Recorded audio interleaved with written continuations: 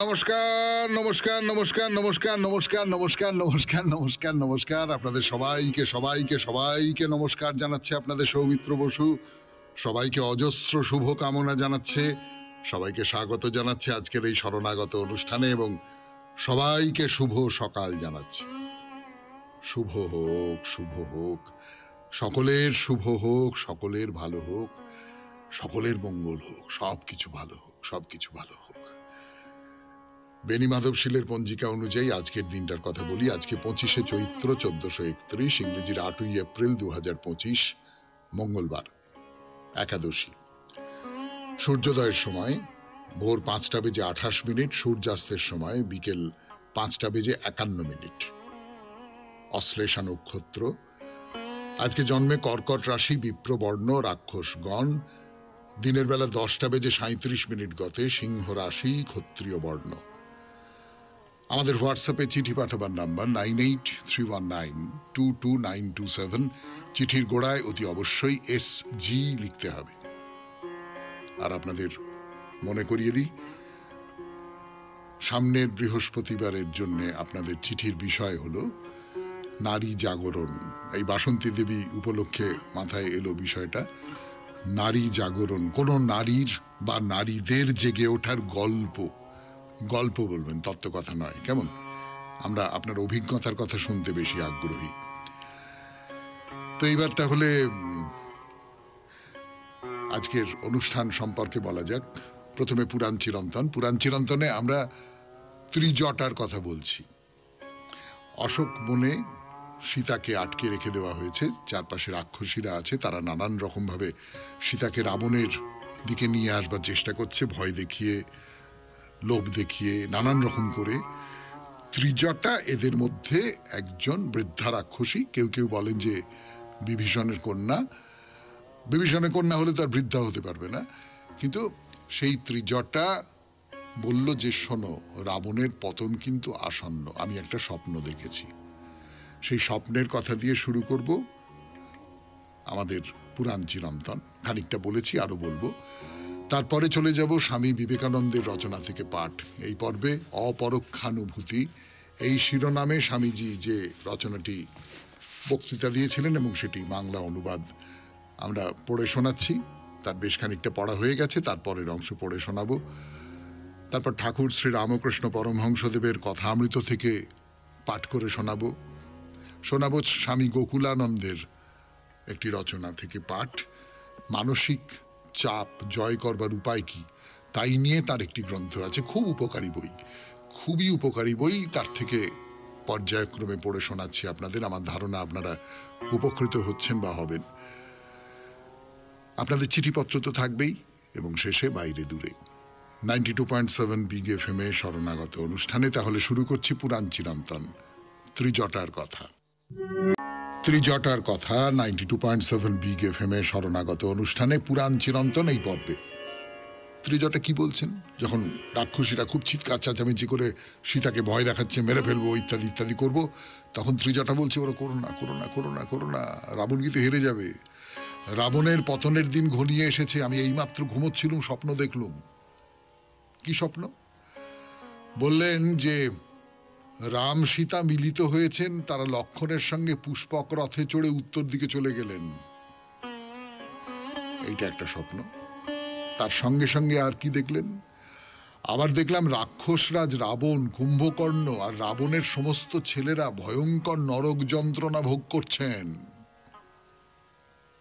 কিন্তু একমাত্র বিভীষণ দেখলাম 4 জন সচিবের সঙ্গে আকাশে ঘুরে বেড়াচ্ছেন, আর তার মাথার উপরে সাদা ছাতা দুলছে।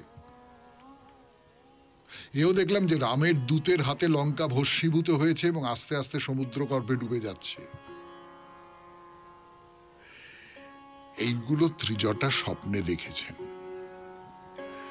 এইটা না মানুষের দীর্ঘদিনের একটা বিশ্বাসের জায়গা। এই আমাদের চালু কথার মধ্যেই তো আছে যে ভোরের স্বপ্ন সত্যি হয়, অর্থাৎ স্বপ্নের মধ্যে কোথাও একটা সত্য আছে। এইটা মানুষ বিশ্বাস করে এসেছে দীর্ঘদিন ধরে, যে এই যে স্বপ্নটা দেখছি, এই স্বপ্নের সঙ্গে সত্যের একটা সম্পর্ক আছে। স্বপ্নে আমি সত্যকে দেখতে পাই। এটা এটা এটা সব দেশে আছে, সব দেশে সব রকম করেই আছে বলে আমার নিজের ধারণা। স্বপ্ন আসলে আমরা দেখি আমাদের, আপনারা সকলে জানেন, এটা আলাদা করে বলবার কিছু নেই, কিন্তু আমি যে জায়গায় পৌঁছতে চাইছি সেটা বলবার জন্য এই কথাটা বলতে হবে। স্বপ্ন আমরা দেখি আসলে আমাদের চারপাশের পৃথিবী থেকে যখন জেগে আছি তখন আমাদের ভেতরে কতগুলো প্রতিক্রিয়া হয়, তো সেই প্রতিক্রিয়ার কিছু কিছু আমার বুকের ভেতরে একেবারে তলায় ঘুমিয়ে থাকে, আমরা টেরও পাই না। স্বপ্নের সময় সেইগুলো বেরিয়ে আসে, ফলে স্বপ্নের সঙ্গে বাস্তবের কিন্তু একটা সম্পর্ক আছে। সেই বাস্তবের একটা আমার অবচেতন মনের বিশ্লেষণ এইরকম করে, বা অবচেতন মনের আকাঙ্ক্ষা এইরকম করে, অবচেতন মন সেই সেই সেই সেই ঘটনাগুলোকে অবলম্বন করে মূর্তি ধরে দাঁড়ালো, এইরকম করে আপনি হয়তো স্বপ্ন ব্যাপারটাকে ভাবতে পারেন। ফলে এই যে ত্রিজটা যে স্বপ্নটা দেখছেন সেটা পরবর্তীকালে সত্যি হয়েছিল, সে তো পুরাণকারেরা ওই রকম করে ভেবেছেন, কিন্তু ত্রিজটার এই স্বপ্ন যে ত্রিজটার একটা আকাঙ্ক্ষার ফল তাতে কোনো সন্দেহ নেই। এই যে বৃদ্ধা রাক্ষসী, তিনি যখন দেখছেন যে অনাথা সীতা, তাকে নানানভাবে তার উপর অত্যাচার করা হচ্ছে, মানসিক অত্যাচার করা হচ্ছে, কিন্তু সীতা কিছুতেই হার মানছেন না, তখন তার মনের মধ্যে একটা প্রতিক্রিয়া হয়েছে, এবং সেই প্রতিক্রিয়ার ফলে তিনি রাত্রিবেলা বা যখন চেরিরা ওসব করছে তিনি তখন ঘুমোচ্ছেন, সেটা কোন সময় আমি জানি না, সেই সময় তিনি এই স্বপ্ন দেখছেন। তো ত্রিজটা এই স্বপ্ন আরো বলছেন কি, বলছেন রাবণ মণ্ডিত মস্তক, তিনি রক্তের মতো লাল কাপড় পরে আছেন, সমস্ত গায়ে তার তেল মাখা, পানোন্মত্ত অবস্থায় পুষ্পক বিমান থেকে তিনি মাটিতে পড়ে গেছেন। এই স্বপ্ন দেখেছেন ত্রিজটা। আরো কি দেখেছেন বলবার জন্য ফিরে আসছি গানের পর। 92.7 বিগ এফএম এ শরণাগত অনুষ্ঠান শুনছেন, আমি আছি আপনাদের সঙ্গে, আপনাদের সৌমিত্র বসু। ত্রিজটা কি কি স্বপ্ন দেখেছেন সেই কথা বলছিলাম আপনাদের। ত্রিজটা আরো স্বপ্ন দেখেছেন কি, মেয়েরা রাবণকে গর্ধবের রথে চড়িয়ে নাচতে নাচতে যাচ্ছে, রাবণ সেখানেও রথ থেকে পড়ে যাচ্ছেন, তিনি উলঙ্গ অবস্থায় আবার মাটি থেকে উঠে দাঁড়াচ্ছেন, প্রলাপ বকছেন, তবে নরকের অন্ধকারে বিলীন হয়ে গেলেন। এই সব কথাগুলো ত্রিজটা বলছেন তিনি স্বপ্ন দেখেছেন বলে, এবং সেইটা বলছেন কিন্তু অশোক বনে চেড়িদের মাঝখানে বসে। এবং এই যে ত্রিজটার স্বপ্নে হনুমানের লঙ্কা দহন বলুন, রাক্ষসীদের অট্টহাস্য বলুন, কুম্ভকর্ণ এবং অন্যান্য যে রাবণের ছেলেপুলেদের নরকে যাওয়া বলুন, লঙ্কাপুরী সমুদ্রের গর্ভে ডুবে গেল, এইগুলো সমস্তটা আছে। তো ত্রিজটা এইসব বলে বলছেন যে দেখো বাবা, আমার মনে হচ্ছে এইসব স্বপ্ন দেখে যে সীতা খুব তাড়াতাড়ি রামের সঙ্গে তার মিলন হয়ে যাবে। রাম সীতার মিলনের সাক্ষী হওয়ার সৌভাগ্য তোমাদেরও হবে, কাজী যদি নিজেদের ভালো চাও তাহলে সীতাকে আর কষ্ট দিও না। সীতাকে তোমরা যদি কষ্ট দাও, দিয়ে চলেছ, রাম কিন্তু কখনোই তোমাদের ক্ষমা করবেন না, কঠোর শাস্তি দেবেন। আমাদের মনে হয় আমাদের সকলের একসঙ্গে মিলে সীতার কাছে ক্ষমা চাওয়া উচিত। তিনি যদি আমাদের উপর প্রসন্ন হন তাহলে আর আমাদের ভয়ের কোনো কারণ থাকবে না। এবং আমি সীতার শরীরে নানান রকম সমস্ত শুভ লক্ষণ দেখতে পাচ্ছি, সেগুলো দেখে আমার মনে হচ্ছে যেন রামচন্দ্র সীতার অদূরেই রয়েছেন, রাঘবং পুরতঃ স্থিতম। তো ত্রিজটা এই কথাগুলো বলছেন, ক্ষমা চাইছেন। তো সীতা বললেন যে বেশ, তোমার এই কথাগুলো যদি সত্যি হয় তাহলে আমি বলছি আমি তোমাদের নিশ্চয় রক্ষা করব।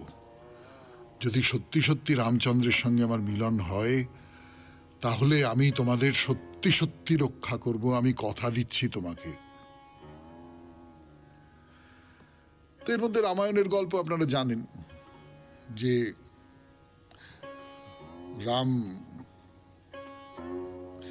রাম লক্ষ্মণকে নাগ পাশে বেঁধে ফেলা হয়েছে, তারা দুজনে নাগ তাদের জড়িয়ে রেখেছে। তো রাবণ ত্রিজটাকে বললে যে তুমি ওই সীতাকে নিয়ে যাও, পুষ্পক রথে করে যুদ্ধক্ষেত্রে নিয়ে যাও, সেখানে গিয়ে দেখাও যে রাম আর লক্ষণ কিরকম ভাবে আমার কাছে হেরে গেছে, পরাভূত হয়ে ওইরকম করে একটা নাগপাশ বন্ধনের মধ্যে আটকে পড়ে ছটফট করছে, দেখাও। ত্রিজটা নিয়ে গেলেন, দেখালেন, সীতা ভেঙে পড়লেন। কিন্তু উত্তর আগামীকাল 92.7 বিগ এফএম-এ শরণাগত অনুষ্ঠানে। আপাতত গানের পর স্বামী বিবেকানন্দের রচনা থেকে পাঠ, অপরোক্ষানুভূতি। যতটা পড়া হয়েছিল তারপর থেকে শোনাই আপনাদের অপরোক্ষানুভূতি, স্বামী বিবেকানন্দের রচনা। যতই কথা বলো না কেন, তাহার দ্বারা ধর্ম লাভ হইবে না। অতএব একজন ঈশ্বর আছেন কি না তাহা বৃথা তর্কের দ্বারা প্রমাণিত হইবার নহে, কারণ যুক্তি উভয় দিকেই সমান। কিন্তু যদি একজন ঈশ্বর থাকেন, তিনি আমাদের অন্তরে আছেন, তুমি কি কখনো তাহাকে দেখিয়াছ? ইহাই প্রশ্ন। জগতের অস্তিত্ব আছে কিনা এই প্রশ্ন এখনো মীমাংসিত হয় নাই। প্রত্যক্ষবাদ ও বিজ্ঞানবাদের, রিয়ালিজম অ্যান্ড আইডিয়ালিজম, তর্ক অনন্তকাল ধরিয়া চলিয়াছে। এই তর্ক চলিতেছে সত্য, কিন্তু আমরা জানি জগৎও রহিয়াছে এবং চলিতেছে। আমরা কেবল একটি শব্দের ভিন্ন ভিন্ন অর্থ করিয়া এই তর্ক করিয়া থাকি। আমাদের জীবনের অন্যান্য সকল প্রশ্ন সম্বন্ধেও তাই। আমাদিগকে প্রত্যক্ষানুভূতি লাভ করিতে হইবে। যেমন বহির্বিজ্ঞানে তেমনি পরমার্থ বিজ্ঞানেও আমাদিগকে কতকগুলি সত্য ঘটনা প্রত্যক্ষ করিতে হইবে, মতামত সেগুলির উপরেই স্থাপিত হইবে। অবশ্য ধর্মের যে কোনো মতবাদ হোক না, তাহাতেই বিশ্বাস স্থাপন করিতে হইবে। এই অযৌক্তিক দাবি স্বীকার করা অসম্ভব, ইহা মানুষের মন অবনত করে। যে ব্যক্তি তোমাকে সকল বিষয় বিশ্বাস করিতে বলে, সে নিজেকে অবনত করে, আর তুমি যদি তাহার কথায় বিশ্বাস করো, তুমিও অবনত হইবে। জগতের সাধু পুরুষগণের আমাদিগকে শুধু এইটুকু বলিবার অধিকার আছে যে তাহারা তাহাদের নিজেদের মন বিশ্লেষণ করিয়াছেন, তাহাদের উপলব্ধ সত্যের কথাই তাহারা বলিতেছেন। তাহারা আশ্বাস দেন যে আমরা সত্য লাভ করিব। সত্য লাভ করিলে তখনই আমরা বিশ্বাস করিব, তাহার পূর্বে নহে। ধর্মের মূল ভিত্তি এইখানে। কিন্তু বাস্তব ক্ষেত্রে দেখিবে, যাহারা ধর্মের বিরুদ্ধে তর্ক করে, তাহাদের মধ্যে শতকরা ৯৯ জন নিজেদের মন বিশ্লেষণ করিয়া দেখে নাই, তাহারা সত্য লাভ করিবার চেষ্টাই করে নাই। অতএব ধর্মের বিরুদ্ধে তাহাদের যুক্তির কোনো মূল্যই নাই। যদি কোনো অন্ধ ব্যক্তি দাঁড়াইয়া বলে, তোমরা যাহারা সূর্যের অস্তিত্বে বিশ্বাসী তাহারা সকলেই ভ্রান্ত, তাহার কথার মূল্য যতটুকু, ইহাদের কথার মূল্য ততটুকু। অতএব যাহারা নিজেদের মন বিশ্লেষণ করে নাই, অথচ ধর্মকে একেবারে উড়াইয়া দিতে, লোপ করিতে অগ্রসর, তাহাদের কথায় আমাদের কিছুমাত্র আস্থা স্থাপন করিবার প্রয়োজন নাই। এই বিষয়টি বিশেষ করিয়া বুঝা এবং অপরোক্ষানুভূতির ভাব সর্বদা মনে জাগরুক রাখা উচিত। শুনলেন স্বামী বিবেকানন্দের রচনা থেকে পাঠ, অপরোক্ষানুভূতি। এরপর গানের পর ঠাকুর শ্রী রামকৃষ্ণ পরমহংসদেবের কথামৃত। এবারে কথামৃত থেকে পাঠ, 92.7 বিগ এফএম-এ শরণাগত শুনছেন। আমি আছি আপনাদের সঙ্গে, আপনাদের সৌমিত্র বসু। ঠাকুর শ্রী রামকৃষ্ণ পরমহংসদেবের কথামৃত থেকে পড়ে শোনাচ্ছি আপনাদের।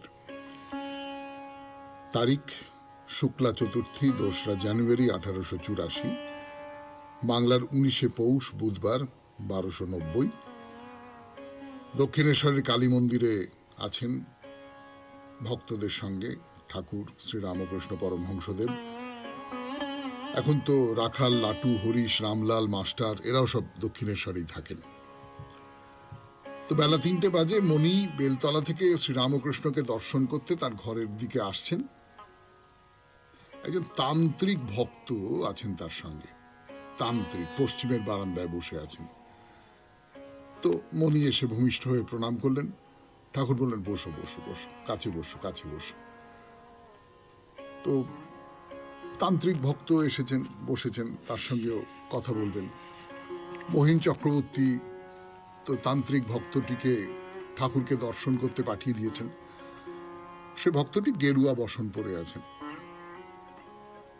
তো ঠাকুর সেই তান্ত্রিক ভক্তকে বলছেন যে এসব তান্ত্রিক সাধনার অঙ্গ, কপালী পাত্রে সুধা পান করা, ওই সুধাকে কারণ বাড়ি বলে, কেমন? তা সে তান্ত্রিক বলছেন যে আগে হ্যাঁ, 11 পাত্র না, তান্ত্রিক বলছেন 3 তোলা প্রমাণ সব সাধনের জন্য। মানে ঠাকুর কিন্তু এই সমস্তটা জানেন, তান্ত্রিক পদ্ধতিতে যে সাধন, সেই সাধনটার সম্পর্কে তিনি খুব ভালো করে জানেন, কিন্তু অথচ তিনি ওই রকম করে সাধন করেছেন বলে তো আমার মনে পড়ছে না। তো যাই হোক, ঠাকুর বলছেন আমার সুরা ছোঁবার জো নেই। তো তান্ত্রিকের গভীর শ্রদ্ধা ঠাকুরের প্রতি, তিনি বলছেন আপনার সহজানন্দ, সে আনন্দ হলে কিছুই চাই না। এই সহজের কথা গতদিনও উঠছিল না, আরেকজন সাধুকে দেখে ঠাকুরের মনে হয়েছিল যে সহজই সহজকে পেতে পারে, সহজ হলেই পেতে পারি আমরা। তো এখানেও তান্ত্রিক কিন্তু তাই বলছেন যে আপনার তো সহজ আনন্দ, সেই আনন্দ হলে আর কিছুই চাই না। এই সহজ আনন্দটা কি করে পাওয়া যায় বলুন তো? যতই চেষ্টা করি না কেন আমি কিছুতেই আর তার স্পর্শ পাই না। কোথাও একটা ভেতরের গোলমাল আমাকে পেড়ে ফেলে। আমাদের সকলকেই পেড়ে ফেলে বলে আমার নিজের ধারণা, কম বেশি সকলকে পেড়ে ফেলে। আমরা কেউ কেউ হয়তো সে ব্যাপারে সচেতন, আবার কেউ কেউ হয়তো সচেতন নই যে না, সহজ আনন্দটা আমি পাচ্ছি না, আমার ভেতরে সেইটা জাগছে না, সহজ আসছেন না আমার কাছে, এইরকম এটা মনে হয়।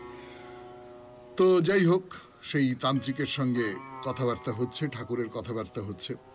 শ্রীরামকৃষ্ণ বলছেন আবার দেখো আমার জপ তপও ভালো লাগে না, তবে সর্বদা স্মরণ মনন আছে। জপ তপ ঠাকুরের ভালো লাগে না, স্মরণ মনন আছে। ঠাকুরেরই কথা বলছি আমি। যখন তুমি পেয়ে গেছো তাকে, তখন আর বাইরের সমস্ত আচার বিচার, ক্রিয়া প্রক্রিয়া, ওই সমস্ত আর কোনো দরকার নেই। ঠাকুরের ক্ষেত্রেও তাই ব্যাপারটা। শুনছেন কথামৃত থেকে পাঠ, 92.7 বিগ এফএম এ শরণাগত অনুষ্ঠানে ফিরে আসছি গানের পর। এলাম গানের পর। এবার ঠাকুর জিজ্ঞেস করছেন সেই তান্ত্রিক সাধুকে যে আচ্ছা, ষড়চক্রটা কি? তো তান্ত্রিক যেটা বলছেন সেটা খুব চমৎকার কথা, আমার অন্তত খুব চমৎকার লেগেছে। বলছেন আগে ওসব নানা তীর্থের ন্যায় এক এক চক্রে শিবশক্তির চক্ষে দেখা যায় না, কাটলে বেরোয় না। পদ্মের মৃণাল শিবলিঙ্গ পদ্মকর্ণিকায় আদ্যাশক্তি যোনি রূপে। আমি এর ব্যাখ্যা করতে পারবো না, মানে এর ব্যাখ্যা নিশ্চয়ই পণ্ডিত মানুষেরা করতে পারবেন। আমি যেটুকু জানি সেটুকু আর আপনাদের বলবার কোনো দরকার আছে বলে আমার মনে হয় না, আপনারা সেটুকু জানেন। কিন্তু আমি যে কথাটা বলতে চাইছি সেটা অন্য দিক থেকে। সেটা বলছি যে এই যে তান্ত্রিক, তিনি বললেন এগুলো সব নানা তীর্থের ন্যায়। মানে আমার ভেতরে এই যে ষড়চক্র রয়েছে, সেই ষড়চক্র আসলে আমারই ভেতরে নানান জায়গায় নানান তীর্থ রয়েছে, নানান পয়েন্ট রয়েছে আর কি। সেই পয়েন্টগুলো এক একটা তীর্থ। সেইখানগুলো যদি আমি স্পর্শ করতে পারি তাহলে আমার পুণ্য হয়। সেইখানগুলো যদি আমি স্পর্শ করতে পারি তাহলে আমার একটা প্রাপ্তি হয়। তো এক এক চক্রে শিবশক্তি চক্ষে দেখা যায় না, কাটলে বেরোয় না। পদ্মের মৃণাল শিবলিঙ্গ পদ্মকর্ণিকায় আদ্যাশক্তি যোনি রূপে। তো মনি নিঃশব্দে সব শুনছেন। তার দিকে তাকিয়ে শ্রীরামকৃষ্ণ তান্ত্রিক ভক্তকে কি জিজ্ঞেস করছেন? বলছেন আচ্ছা, বীজ মন্ত্র না পেলে কি সিদ্ধ হয়? তান্ত্রিক বলছে হয়। বিশ্বাস, গুরু বাক্যে বিশ্বাস, বীজমন্ত্র পেতে হবে এর কোনো মানে নেই। ওই সোজা কথাটা ঠাকুর একদম পরিষ্কার করে বুঝেছিলেন। তান্ত্রিকও ঠিক সেই কথাটা বলছেন যে বিশ্বাস করো, বিশ্বাস করে এগিয়ে যাও। কোনো সংশয়কে মনে স্থান দিও না, কোনো অবিশ্বাসকে মনে স্থান দিও না, কিচ্ছুকে মনে স্থান দিও না। বিশ্বাস করে তুমি এগিয়ে যাও, তাহলেই হবে। এই হলো তান্ত্রিকের সঙ্গে ঠাকুরের কথাবার্তা। তো তান্ত্রিক চলে গেলেন। ব্রাহ্ম সমাজের একজন এসেছেন, জয়গোপাল সেন। তো শ্রীরামকৃষ্ণ তার সঙ্গেও কথা বলছেন এবং সকলে শুনছেন। জয়গোপালকে বলছেন যে দেখো, কাউকে কোনো মতকে বিদ্বেষ করতে নেই, নিরাকারবাদী সাকারবাদী সকলেই তার দিকে যাচ্ছে, জ্ঞানী যোগী ভক্ত সকলেই তাকে খুঁজছে। জ্ঞানপথের লোক তাকে বলে ব্রহ্ম, যোগীরা বলে আত্মা পরমাত্মা, ভক্তেরা বলে ভগবান। আবার আছে যে নিত্য ঠাকুর, নিত্য দাস। এ তো ঠাকুরের একটা খুব পরিচিত কথা, বারবার করে বলেছেন। শেষ করলাম আজকের কথামৃত 92.7 বিগ এফএম এ শরণাগত অনুষ্ঠানে। গানের আগে আপনাদের বলছিলাম সহজ হওয়ার কথা, তান্ত্রিক বলছেন সহজ হতে। আর স্বামী গোকুলানন্দজি তিনি যে হার্ভের যে ঘটনাটি বলছেন, হার্ভে তার কাছে একজন বন্ধু এসেছেন যিনি মৃত্যু ভয় পাচ্ছেন খুব। হার্ভে তাকে কি বলছেন যে আপনি সদর্থক দৃষ্টিভঙ্গি নিয়ে বাঁচুন। এবারে পড়া শুরু করি। নিজের পরমায়ু নিয়ে হার্ভের বন্ধু যে সংশয়ের দোলায় দুলছিলেন, সে সংশয় আজ অনেকেরই জীবনে। আজ প্রচুর সংখ্যক মানুষের জীবনে আর্থিক নিরাপত্তা এসেছে, এসেছে প্রাত্যহিক আরাম আর স্বাচ্ছন্দ্য, এসেছে সাফল্য। কিন্তু এই জন্য মানুষকে মূল্য তো কম দিতে হয় না। জীবনের প্রতিটি সাফল্যের সাথে জড়িয়ে আছে মানসিক চাপ আর অবসন্নতা, জড়িয়ে আছে প্রাণঘাতী ব্যাধি আর মৃত্যুর হাতছানি। স্নায়বিক চাপ মৃত্যুর অন্যতম প্রধান কারণ। এক্ষেত্রে বারবার খেয়াল রাখুন যে মানসিক চাপকে কিন্তু নিয়ন্ত্রণ করা যায়। কিছুদিন আগে ভারত সরকার একটা ডাক টিকিট প্রকাশ করেছিলেন, যাতে ছিল 3 শব্দের এক অমোঘ বাণী, অ্যাভয়েড নেগেটিভ স্ট্রেস। নেতিবাচক অর্থাৎ অকল্যাণকারী চাপ পরিহার করুন। কথা কটির অর্থ কি জানেন? চাপ যদি সদর্থক পথে ব্যবহৃত হয় তবে তা কিন্তু আমাদের উপকারী করে, কিন্তু নেতিবাচক অকল্যাণের লক্ষ্যে চালিত হলে চাপ জন্ম দেয় ঈর্ষার, ঘৃণার, সন্দেহের, ক্রোধের, মানসিক অশান্তি, ক্লান্তি আর নানান রোগ জ্বালার। উপরের আলোচনা থেকে এটা স্পষ্ট যে চাপ দুরকম, কল্যাণকর আর অকল্যাণকর। চাপ যদি কল্যাণকর হয় তবে তাকে স্বাগত জানাতেই হবে, কারণ তা কাজ করার প্রেরণা যোগায় এবং সেই সাথে কাজটিকে যতটা সম্ভব ভালোভাবে করার ইচ্ছা জাগায়।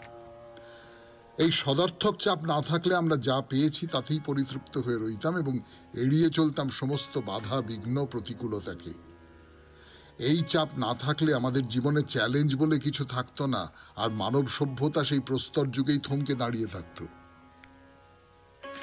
চাপ আমাদের নিত্য সঙ্গী, তাকে এড়িয়ে না গিয়ে আসুন তাকে আমরা সদর্থক করে তুলি।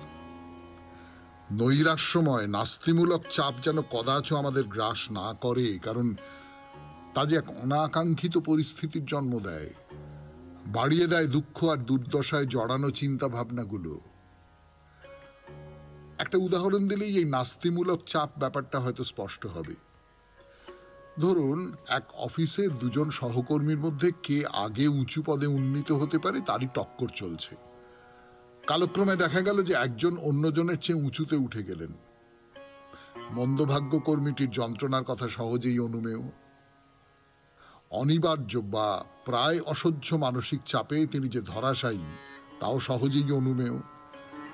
কিন্তু এই পরিস্থিতিকে যদি শান্তভাবে সুপথে চালনা করা যায় তবে তা কিন্তু উদ্দীপনার কাজ করবে। উন্নীত হবার প্রচেষ্টায় কর্মীটির মনোযোগ আরো বেশি জোরদার হয়ে উঠবে। অনেকেরই বলে একটা ভুল ধারণা আছে যে দীর্ঘ সময় দিনে প্রায় 15-16 ঘন্টা কাজ করলেই বুঝি আমরা স্নায়ু চাপের শিকার হই। ব্যাপারটা আদৌ তা নয়। এমন ঘটনা ভুরি ভুরি আছে যে দিনে প্রায় 20 ঘন্টা কাজ করেও মানুষ দিব্যি খোশ মেজাজে আছে, চাপটাপ কিচ্ছু নেই।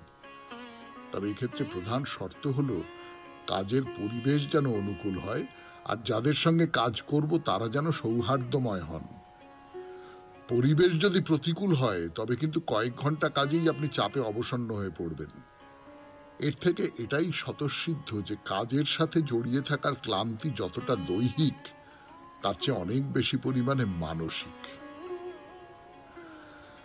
শুনলেন স্বামী গোকুলানন্দের রচনা থেকে পাঠ, মানসিক চাপ জয় করার উপায়। এরপর গান, গানের পর চিঠি। এবারে চিঠিপত্র 92.7 বিগ এফএম এ শরণাগত অনুষ্ঠান শুনছেন। আমি আছি আপনাদের সঙ্গে, আপনাদের সৌমিত্র বসু। দেবমাল্য খাঁ, নিবাস ইছাপুর, নবাবগঞ্জ, উত্তর 24 পরগনা, তিনি এই চিঠিটি লিখেছেন, পড়ে শোনাই আপনাদের। আপনি আমার প্রণাম নেবেন। আপনি শরণাগত অনুষ্ঠানের বাইরে দূরে পর্বে ভারতের প্রত্যেকটি রাজ্যের একটি করে দুর্গা মন্দিরের কথা বলছেন, যা শুনতে খুবই ভালো লাগছে। অনেক অজানা তথ্য জানতে পারছি। আমরা বাঙালিরা দুর্গাপূজা করে থাকলেও ভারতের বিভিন্ন প্রান্তে ওই একই সময়ে নবরাত্রি পালিত হয়। নবরাত্রি বছরে 4 বার পালিত হলেও 2 বার প্রকাশ্যে এবং 2 বার গুপ্তভাবে নবরাত্রি পালিত হয়। শরৎকালে এবং বসন্তকালে 2 বার গোটা ভারতবর্ষে ধুমধাম করে নবরাত্রি পালিত হয়। অনেক পণ্ডিতের মতে নবরাত্রির দয় চলাকালীন ঋতু পরিবর্তন হয়ে থাকে। প্রাচীন ঋষিমুনিরা তাই নবরাত্রির সময় আহার এবং অভ্যাসের ওপর নিয়ন্ত্রণ রাখতে কিছু নিয়ম বানিয়েছিলেন, যাতে মানুষ এই ঋতু পরিবর্তনের সময় অসুস্থ হয়ে না পড়েন। আগামী 30শে মার্চ থেকে বাসন্তী নবরাত্রি শুরু হবে। ভারতবর্ষে 9 দিন ব্যাপী নবরাত্রি উৎসব চলবে।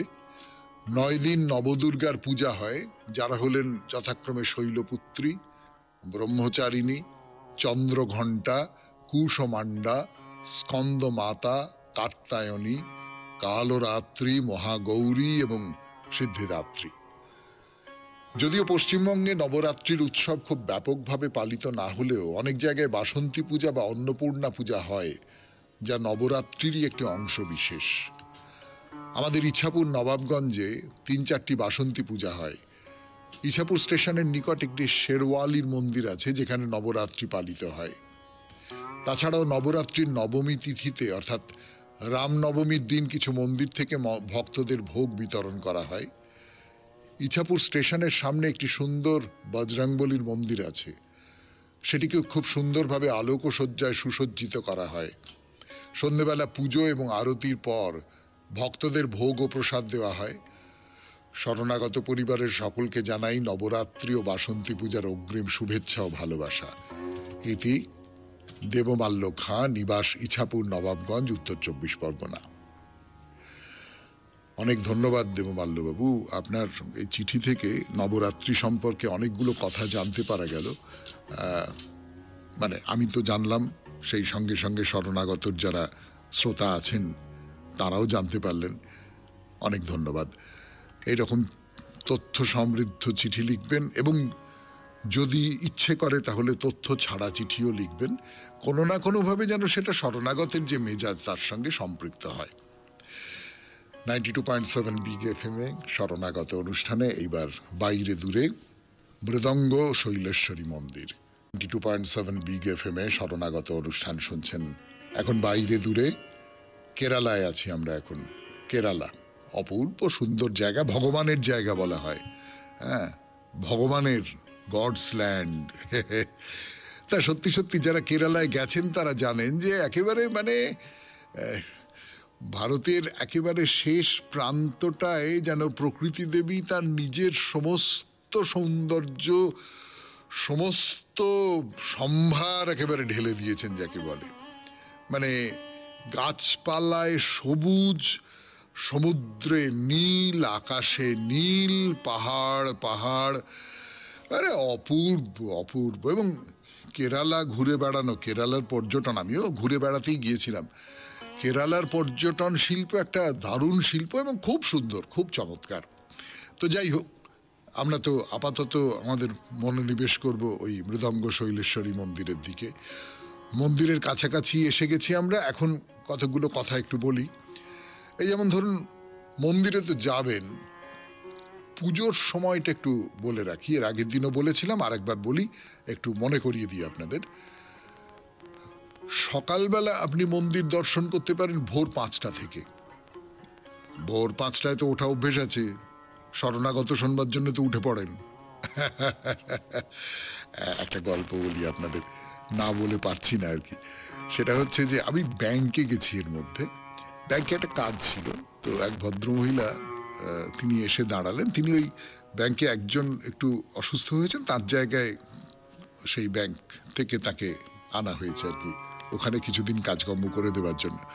তো তিনি এসে আমার সঙ্গে আলাপ করলেন, করে বললেন যে আমি শরণাগত নিয়মিত শুনি, আমার খুব ভাই, ইত্যাদি ইত্যাদি।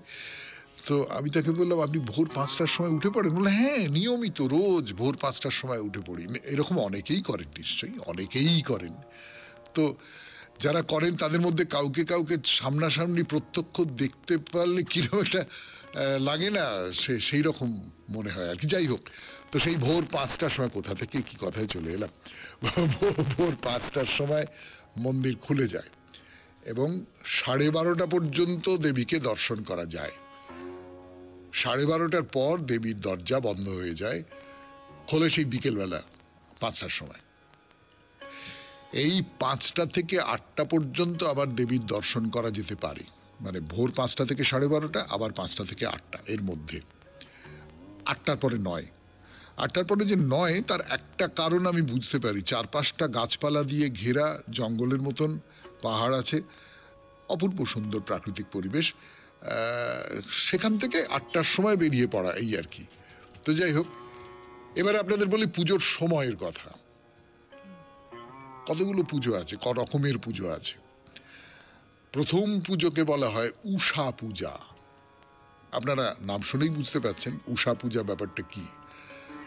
তো এই উষা পূজা শুরু হয় 6:45 সময়।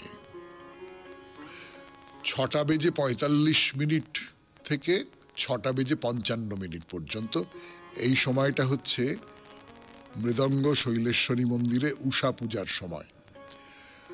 তারপরে পরের যে পুজো, সেটা হচ্ছে উচ্চা পূজা।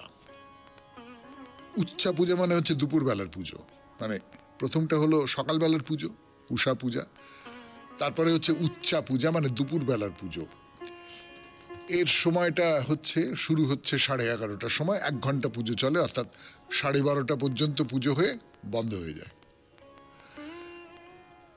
3 নম্বর যে পুজোটা হয় তার কথা বলবো, বলবার জন্যে ফিরে আসবো। তার আগে একটু গান শুনে নেব 92.7 বিগ FM এ শরণাগত অনুষ্ঠানে। বলছিলাম আপনাদের গানের আগে 92.7 বিগ FM এ শরণাগত অনুষ্ঠানে যে দুপুরবেলার পুজোর শেষে এইবারে বিকেলবেলার পুজো যাকে বলে, বৈকালিক পূজা। এই বৈকালিক পূজার যে নাম এখানকার হিসেবে, তার নাম, সে নামটা হচ্ছে আট্টাঝা পূজা। আট্টাঝা পূজা, এটাকে আমরা বলতে পারি সন্ধেবেলার পুজো। আর চতুর্থ যে পুজোটা, তার নামটি আমাদের যে পরিচিত যে ভাষার ধরন, সেই ভাষার ধরনের সঙ্গে মিলে যায়। সেটা হচ্ছে দীপারাধনা। সূর্য ডুবে যাবার পর দীপ আরাধনা হয়। এটা হলো মন্দিরের শেষ পুজো। খুব জাগ্রত দেবী, এটা বিশ্বাস করে মানুষ যে যারা খুব মন দিয়ে, অন্তর দিয়ে মৃদঙ্গ শৈলেশ্বরী দেবীকে পূজা করেন, তাদের খুব ভালো হয়। এটা তো যে কোনো দেবতা বা দেবী সম্পর্কে, যে কোনো একটু প্রাচীন মন্দির সম্পর্কে তো বিশেষ করে এই ধারণাটা মানুষের থাকে। তো পুজোটা কেমন করে করতে হয়? ঘিয়ের প্রদীপ জেলে দেবীর পুজো করতে হয়। দেবী কিন্তু খুব সহজেই সন্তুষ্ট হন, এবং দেবী সন্তুষ্ট হলে সমস্ত রকম অশুভকে, সমস্ত রকম অন্যায়কে, শত্রুতাকে নাশ করেন এবং ভক্তের সমস্ত প্রার্থনা পূরণ করেন। এই হলো দেবীর সম্পর্কে স্থানীয় মানুষের, ওখানকার মানুষের যারা এই মন্দিরে আসেন, তাদের ধারণা, তাদের বিশ্বাস, যা কিছু বলুন না কেন। তো এই যে মৃদঙ্গ কথাটা কি করে এলো, শৈলেশ্বরীর মন্দিরের সঙ্গে মৃদঙ্গ কথাটা জুড়ে গেল কি করে? মৃদঙ্গ, এই মৃদঙ্গ এসে পড়েছিল আকাশ থেকে, স্বর্গ থেকে। সেটা আমরা বলেছি। তার সূত্র ধরে দুটো কথা মনে করেছেন পণ্ডিতেরা। প্রথম যে কথা, সেটা হচ্ছে মৃদঙ্গ হচ্ছে সমস্ত রকম বাদ্যযন্ত্রের মধ্যে প্রধান। তাকে বলা হয় সব বাদ্যযন্ত্রের মাতা, মানে অন্তত দক্ষিণ ভারতে। তার জন্ম হলো দেবলোকে। সেই মৃদঙ্গের নামে এই মন্দিরের প্রথম অংশের নাম। তারপর সেখানে দেবী শৈলেশ্বরী অধিষ্ঠান করছেন, সে তো আছেই। কিন্তু আজকে আর সময় নেই, আজকে শেষ করতে হবে শরণাগত। আমাদের হোয়াটসঅ্যাপে চিঠি পাঠাবার নাম্বার 9831922927। চিঠির গোড়ায় অতি অবশ্যই এসজি লিখতে হবে। এবং আজকে কিন্তু শেষ দিন। আজকে সন্ধে 6টার মধ্যে নারী জাগরণ সম্পর্কে আপনার অভিজ্ঞতা বা আপনার জানা কোনো গল্প বা কাহিনী, তত্ত্ব নয়, সেইটা আমাদের দপ্তরে পৌঁছে দেবেন সন্ধে 6টার মধ্যে, আমরা যাতে বৃহস্পতিবারের শরণাগত অনুষ্ঠানে সেই চিঠি পড়তে পারি। আর যদি বৃহস্পতিবারের শরণাগত অনুষ্ঠানে সেই চিঠি নাও পড়ি, তাহলে পরে যেন কখনো পড়তে পারি। তাহলে এইবার আমাদের হোয়াটসঅ্যাপ নাম্বারটা বলে দিই, 9831922927। চিঠির গোড়ায় অতি অবশ্যই এসজি, কবিতা দিয়ে শেষ, রবীন্দ্রনাথের কবিতা। বিদায়। তবে আমি যাই গো, তবে যাই, ভোরের বেলা শূন্য কোলে ডাকবি যখন খোকা বলে, বলবো আমি নাই, সে খোকা নাই, মাগো যাই। হাওয়ার সঙ্গে হাওয়া হয়ে যাব মা তোর বুকে বয়ে, ধরতে আমায় পারবি নে তো হাতে, জলের মধ্যে হব মা ঢেউ, জানতে আমায় পারবে না কেউ, স্নানের বেলা খেলবো তোমার সাথে। বাদলা যখন পড়বে ঝরে, রাতে শুয়ে ভাববি মোরে, ঝরঝরানি গান গাবো ওই বনে, জানলা দিয়ে মেঘের থেকে চমক মেরে যাব দেখে, আমার হাসি পড়বে কি তোর মনে? খোকার লাগি তুমি মাগো অনেক রাতে যদি জাগো, তারা হয়ে বলবো তোমায় ঘুমো, তুই ঘুমিয়ে পড়লে পরে জ্যোৎস্না হয়ে ঢুকবো ঘরে, চোখে তোমার খেয়ে যাব চুমো। স্বপন হয়ে আঁখির ফাঁকে দেখতে আমি আসবো মাকে, যাব তোমার ঘুমের মধ্যিখানে, জেগে তুমি মিথ্যে আসে হাত বুলিয়ে দেখবে পাশে, মিলিয়ে যাব কোথায় কে তা জানে। পুজোর সময় যত ছেলে আঙিনায় বেড়াবে খেলে, বলবে খোকা নেই রে ঘরের মাঝে, আমি তখন বাঁশির সুরে আকাশ বেয়ে ঘুরে ঘুরে তোমার সাথে ফিরবো সকল কাজে। পুজোর কাপড় হাতে করে মাসি যদি শুধায় তোরে, খোকা তোমার কোথায় গেল চলে, বলিস খোকা সে কি হারায়, আছে আমার চোখের তারায়, মিলিয়ে আছে আমার বুকে কোলে। খুব ভালো থাকবেন, আনন্দে থাকবেন। নমস্কার।